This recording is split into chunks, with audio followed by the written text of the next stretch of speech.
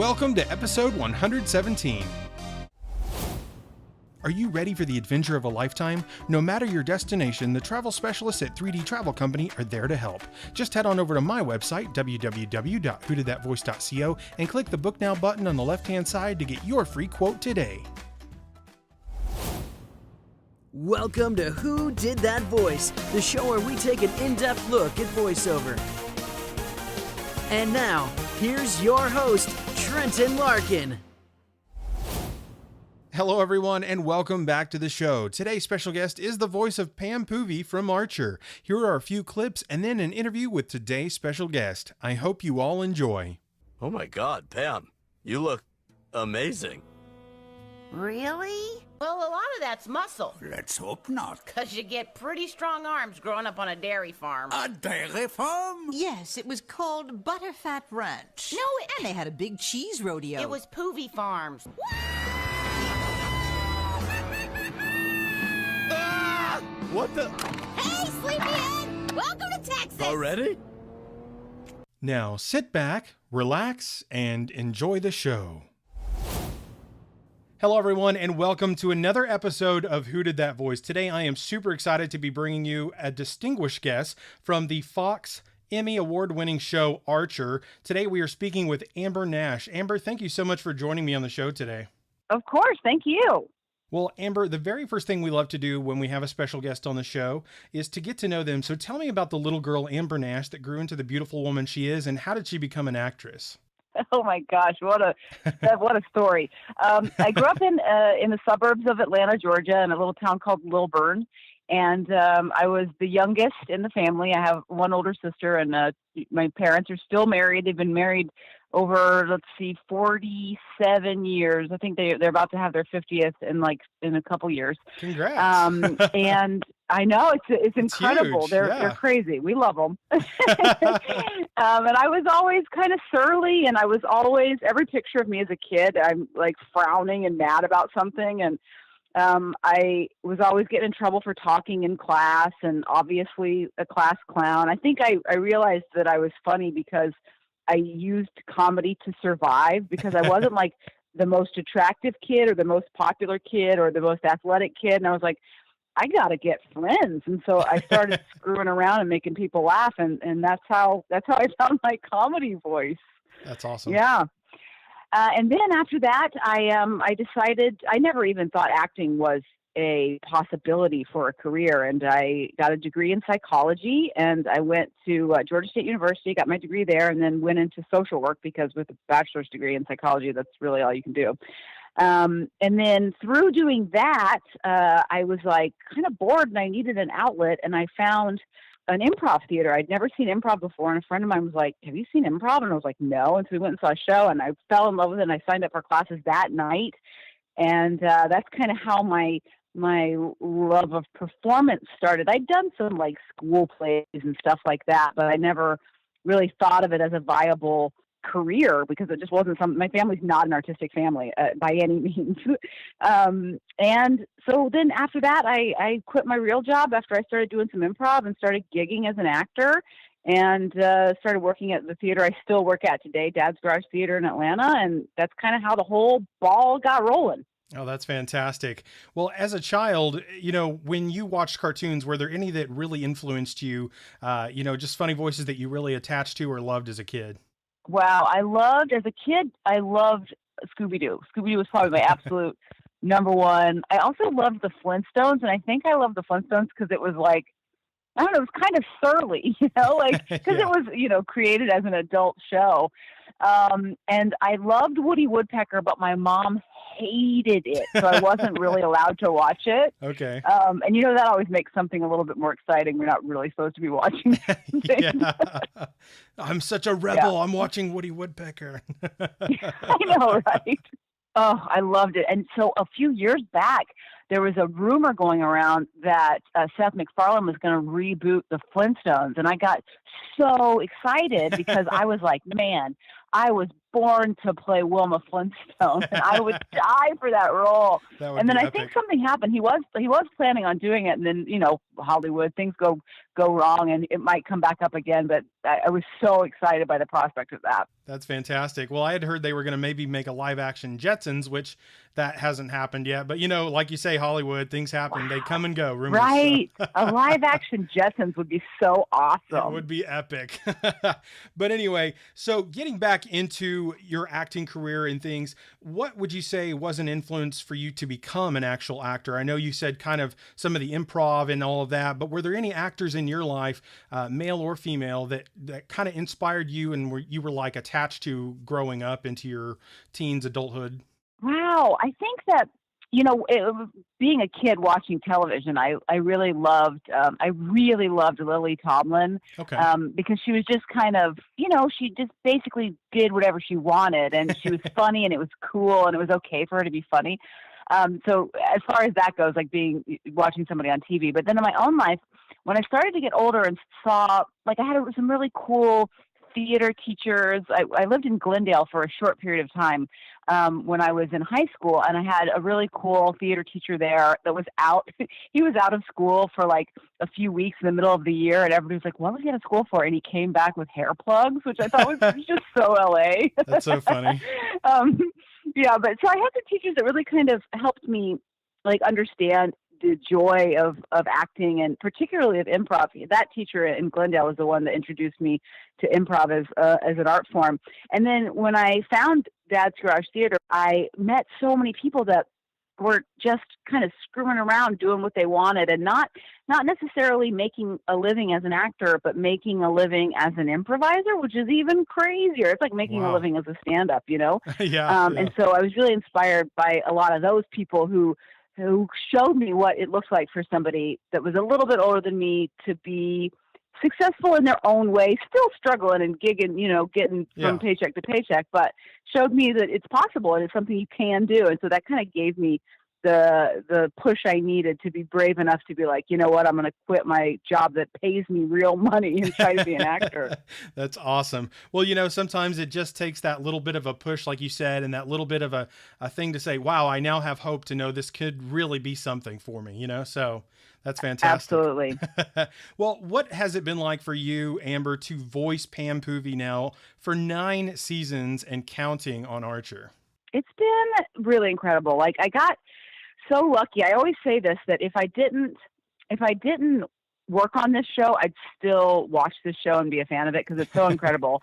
And particularly with Pam, I went back and read the pilot episode about a year ago now. And when they introduced Pam, they introduced her as Pam, the mousy director of HR.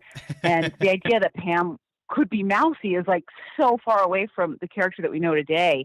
And it's been such a joy, first of all, to have a job for 9 years as an actor is incredible. That's one thing, right? But then to watch this character kind of evolve into from a mousy HR director into this kind of badass character that can do absolutely anything, it has really been quite a joy. And the other thing I've really, really come to appreciate is that Pam as a person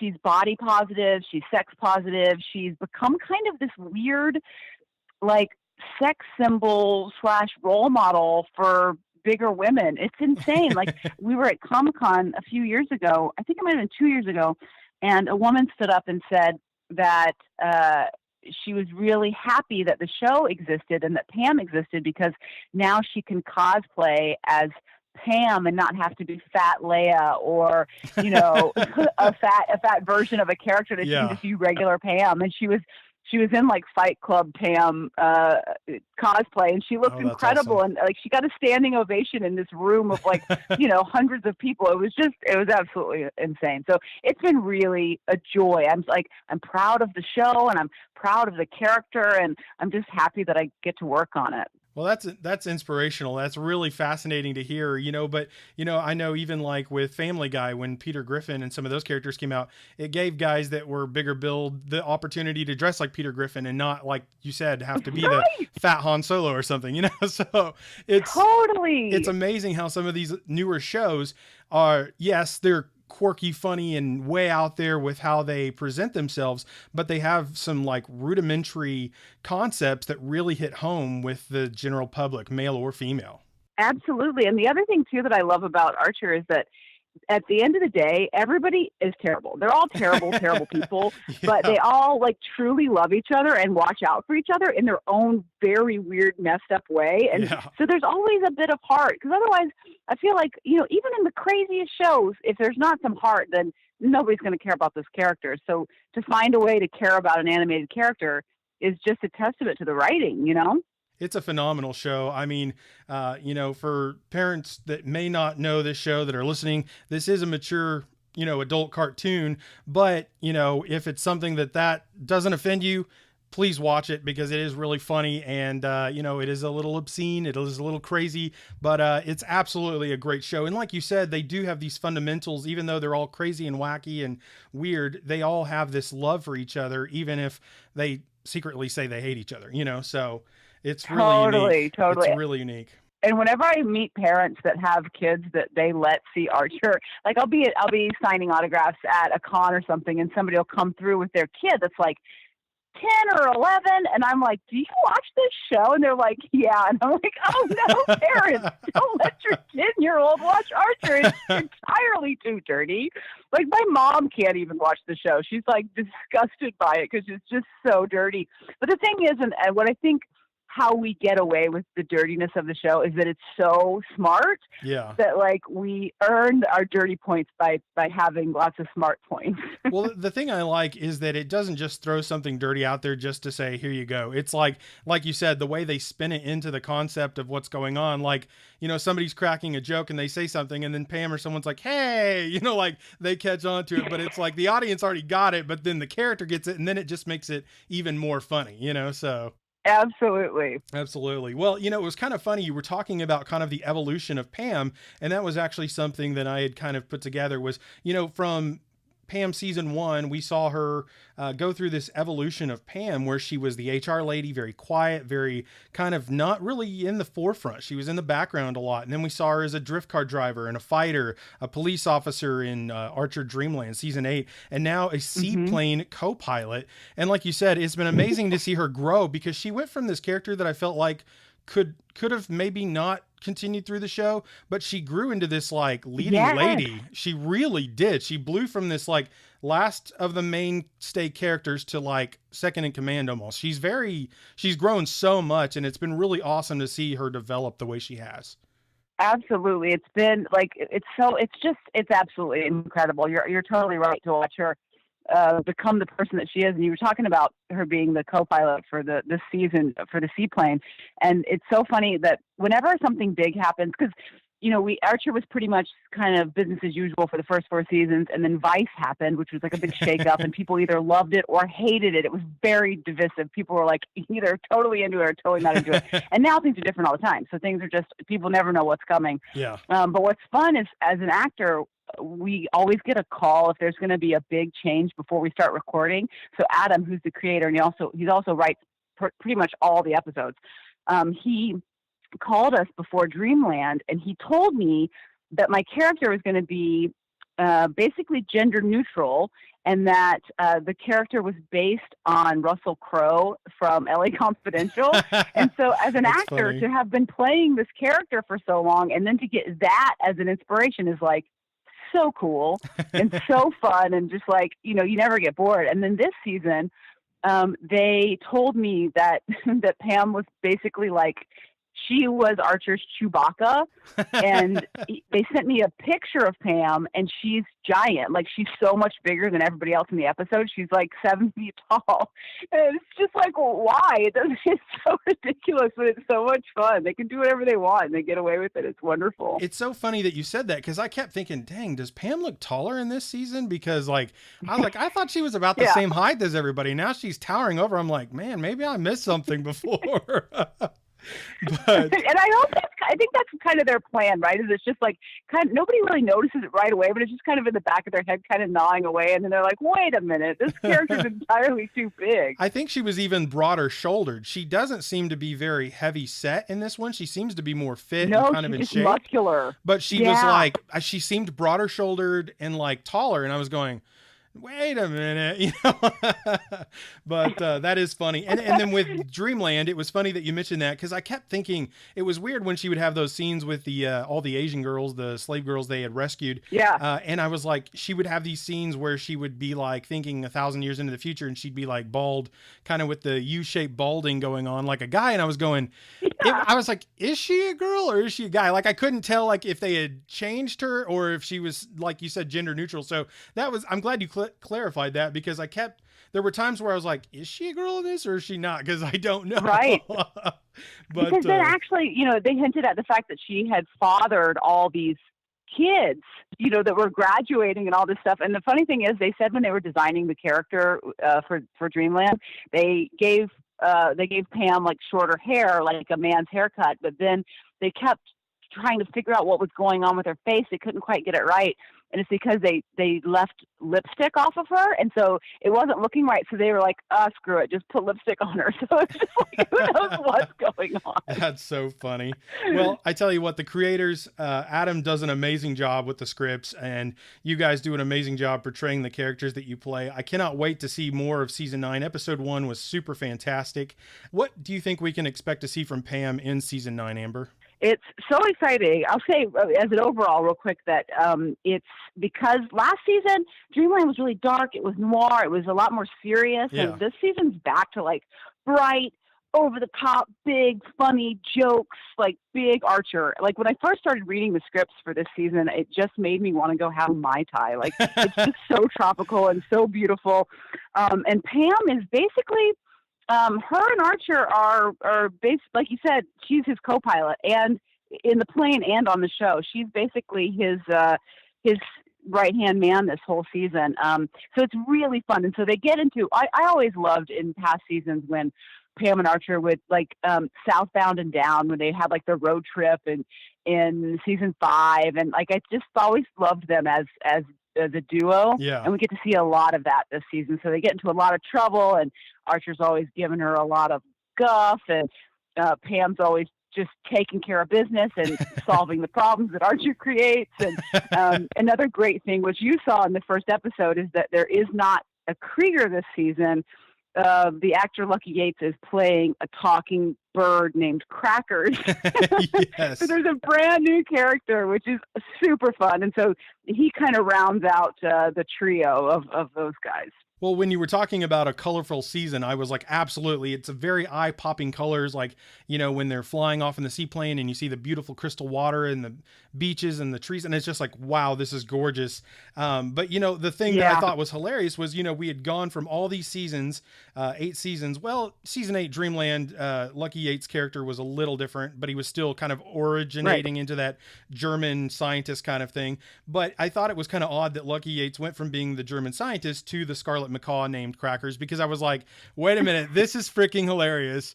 And he is super brilliant, like colors, and it's like super eye-popping and catching, and then he talks and people are like, oh my gosh, it's a talking bird, like Cheryl's freaking out. And it's just well, I think she actually goes by a little bit different name in this. She's actually Charlotte Vandertunt in this one, but it's just it's hilarious to see how they have continued to reinvent Archer and bring it back time and time again and keep it fresh and keep it interesting and not keep it stale. But I did love when they came back and they renovated their offices, but they renovated it after Vice the exact same way, including bloodstains, whatever was in the office, identical. And Miss Archer was just like losing her shit, she was just going. Yeah, I like, know. I what? love that too.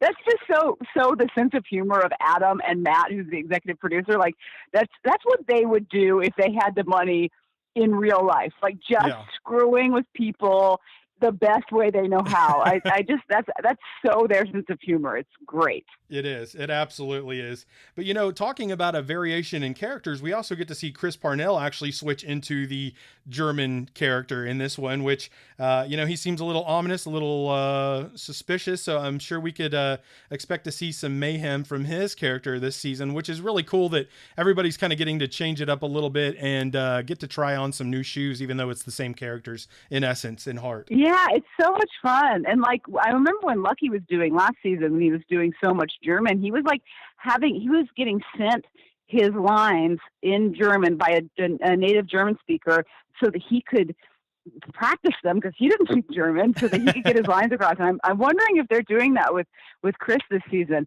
But like to be able to jump into stuff like that, and like it's just crazy. Like I had to do speak in Mandarin a bunch in last season, and it was so hard. I'm the worst with languages. Like I'm the worst person that they could ask to do that, because I'm also like really bad with accents. But yeah, it's so cool. It's so challenging. So you're not just doing the same thing year after year. You're getting to explore and try new things, and it's really fun. Absolutely. Well, you know, one of the things I love that Archer and Pam's plane is called Loosey Goosey.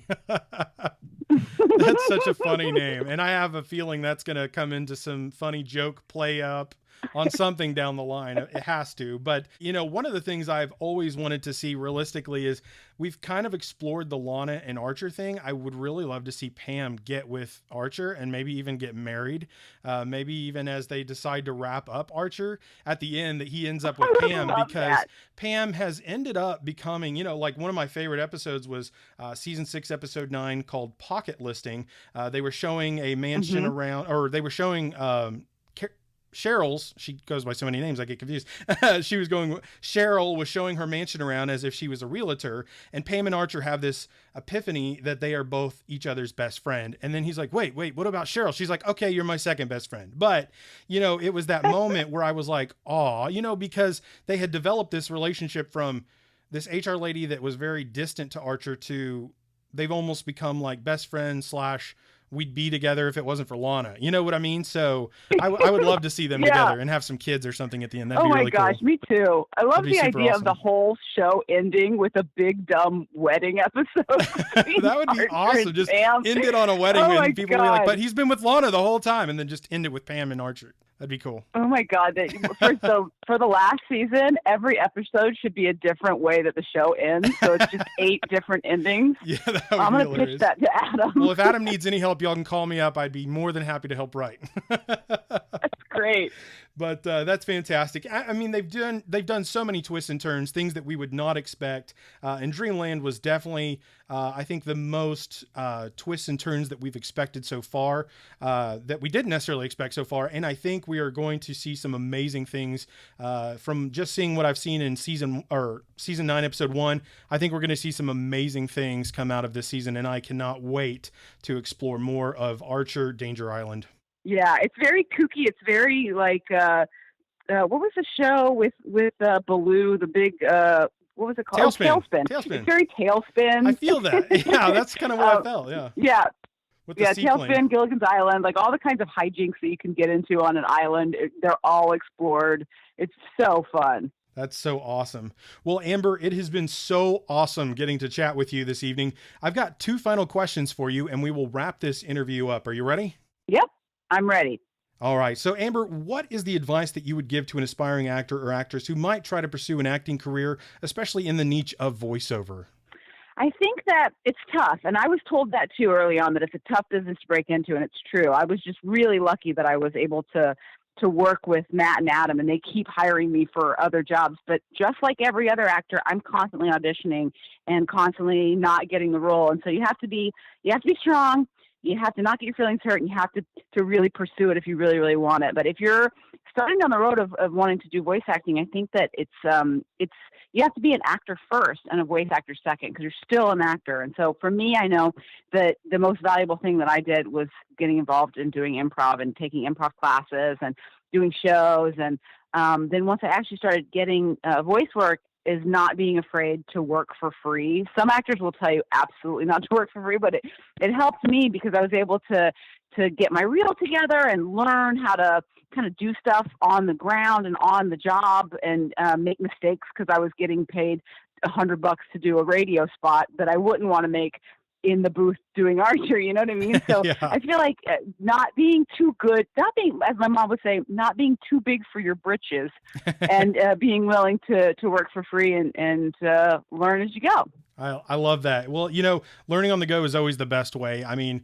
hands-on is always the way that I learn best. So I love that advice. And I think it's definitely solid for any aspiring actor or actress who hears this and is especially a fan of Archer and Pam's character specifically.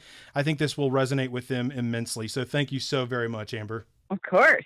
And Amber, the last and final question I have for you today is, what is the legacy that you want to leave behind? Oh my God, that's a heavy question.